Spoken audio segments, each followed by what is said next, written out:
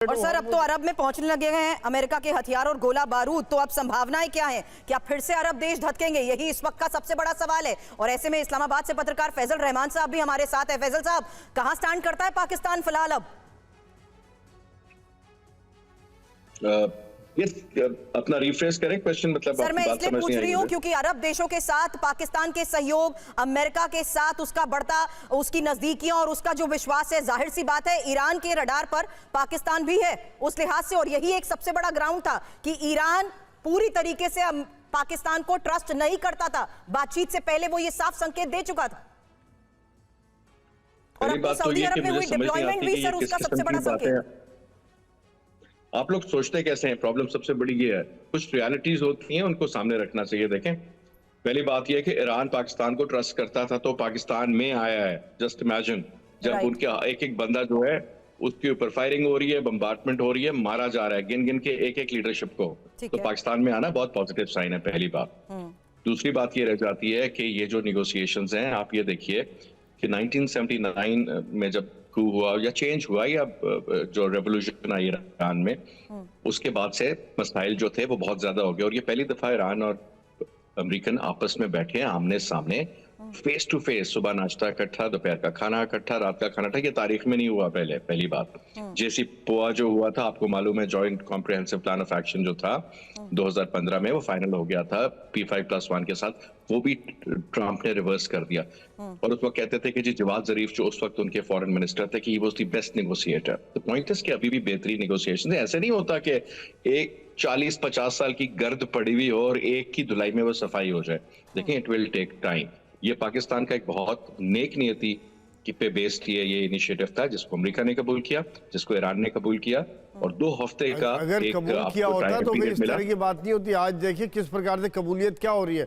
दोनों ने बातचीत से मना कर दिया, आज दोनों बिल्कुल अलग अलग हो गए। और कहीं ना कहीं जब एक मेडिएशन जब आप करते हैं, जब बीच में आप करते हैं, तो एक बैकग्राउंड में जो काम चलता है वहां पर एक बड़ा इंपॉर्टेंट रोल प्ले करता है जो देश बीच में मेडिएशन कर रहा होता है। वहां पर वो रोल में फेल हो गए, कहीं ना कहीं कम्युनिकेशन में गैप रहा है।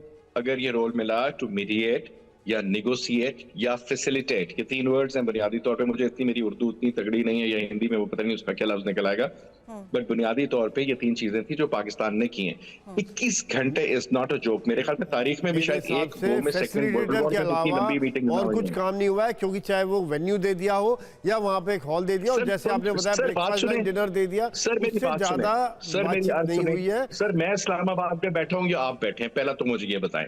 या तो आप बताइए क्या रोल अदा किया? मुझे बोलने तो दें यार। यही तो सवाल पूछ रहा है कि आप रोल क्या अदा किया, ये बता दीजिए उसको सक्सेस बनाने के लिए, ये बता दीजिए आप। सर ये पूरी दुनिया ने जो फोकस था इस्लामाबाद के ऊपर, रोल ये था कि भाई इन 2 लोगों को जो लड़ रहे हैं आपस में, एक न्यूक्लियर वॉर की तरफ भी जाया जा सकता है। दुनिया होगा ये नहीं कि सर आपको भी समझ में आ जाएगी, जो मैं पढ़ रहा था कि आप लोगों की फैसिलिटीज की प्रॉब्लम हो रही है रिगार्डिंग फर्टिलाइजर और खुराक का और ये और वो। इंडिया का भी हिसाब किताब टाइट हो जाएगा, बात की पूरी दुनिया का मसला पैदा हो जाएगा। ये it is not about a little issue between Pakistan India कि हमने ये कर दिया, आपके मुंह पे एक थप्पड़ लगा तो हम खुश, हमारे मुंह पे एक मुक्का लग गया आप खुश।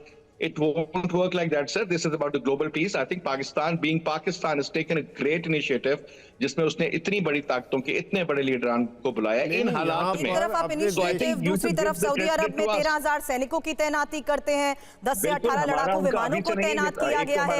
ये भी तो एक स्ट्रैटेजिकल मूव है ना, और इसका क्या असर हो सकता है, इसी को लेकर अगला सवाल करूं उससे पहले एक और बड़ी खबर दिखाना चाहूंगी, क्योंकि वार्ता के दौरान अमेरिकी राष्ट्रपति डोनाल्ड ट्रंप ने बड़ा दावा कर दिया कि जीत हमारी होगी, हम हॉर्मुज स्ट्रेट को खोल देंगे।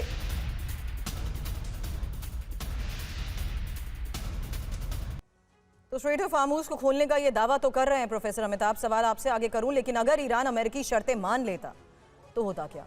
न्यूक्लियर क्षमता पूरी तरह खत्म हो जाती, हॉर्मुज स्ट्रेट पर कोई कंट्रोल नहीं होता, प्रॉक्सी को समर्थन बंद या सीमित करना पड़ता, और साथ ही अर्थव्यवस्था में कुछ राहत मिल सकती थी। हालांकि IRGC की छवि बुरी तरह प्रभावित होती। और अगर अमेरिका ईरान की शर्तें मान लेता तो ट्रंप और उनके सहयोगी कमजोर नजर आते, ईरान आगे यूरेनियम संवर्धन भी बढ़ा सकता था और क्षेत्र में अमेरिका की सैन्य मौजूदगी कम होती। लेकिन इस वक्त का सबसे बड़ा सवाल यह है कि ये बेनतीजा बातचीत क्या संकेत दे रही है सर? क्योंकि दोनों की युद्ध की तैयारी को देखते हुए क्या ये मान सकते हैं कि अब यही प्रॉक्सी जो अभी तक सिर्फ ईरान का घेराव कर रहे थे वो सीधे अरब देशों पर भी वार कर सकते हैं? प्रोफेसर अमिताभ।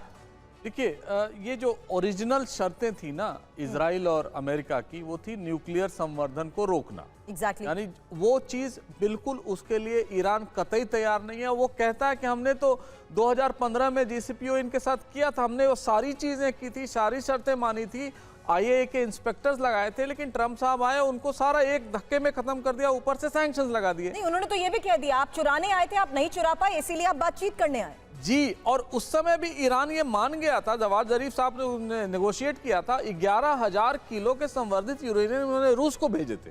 तो ईरान अपनी तरफ से वो सारी चीजें कर रहा था, लेकिन ट्रंप साहब और इजराइल इसमें मेन प्लेयर हो जाते हैं। दूसरा था रिजीम चेंज करना, और वो तीसरा था अनकंडीशनल सरेंडर। वो सब कुछ नहीं हुआ। खामनेई को खामनेई ने रिप्लेस किया, जो 86 साल के थे उसको 56 साल का एक आदमी मिल गया, खामनेई ही रहे। तो इसमें परिवर्तन क्या हुआ और ये क्या चीज चाहते हैं? देखिए, ये टॉप डाउन अप्रोच अपनाएंगे।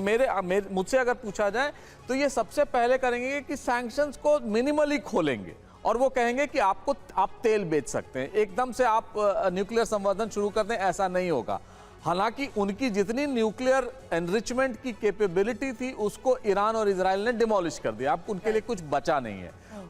और रिजीम चेंज तो अब लग ही नहीं रहा है कि वहां होगा भी तो इससे जुड़ा हुआ तो नहीं हो सकता है। तो जो ओरिजिनल प्लान्स थे अमेरिका इजराइल के, वो तो कतई पूरे नहीं हुए। हालांकि ये एक अच्छी बात है कि जेडी वैंस जैसा आदमी जो नंबर 2 है प्रोटोकॉल में वहां का, वो आया, और जेडी वैंस आज तक कहीं नहीं गए नेगोशिएट करने। वो सिर्फ वो डांटने गए हैं। यूरोप को डांटा उन्होंने म्यूनिख सिक्योरिटी कॉन्फ्रेंस में, उसके पहले यूक्रेन को आपने देखा होगा, यूक्रेन ज़ेलेंस्की साहब को पब्लिकली उन्होंने झाड़ा था। तो यहां पर आके और बहुत सदी नपी तुली बातों में वो बात कह के गए, लेकिन न अगला डेट बताया, न युद्ध विराम इसी तरह चलेगा वो नहीं बताया। इस तरह ईरानियों ने कहा कि ये अनरीजनेबल डिमांड्स था जो उन्होंने किया है। तो कुल मिला के मुझे लग रहा है ट्रंप साहब ये नहीं चाहेंगे कि दोबारा अमेरिका इस वॉर में आए। मुझे नहीं लगता, वो जीत मान चुके हैं। अब रही बात कि अगर ये जो 14 दिन का है, जो 20 तारीख को लगभग खत्म होगा, उसके बाद क्या होगा अगर इसी तरह चलता रहा, तो ये एक गूढ़ प्रश्न है जिसका अभी तक हल नहीं मिला है।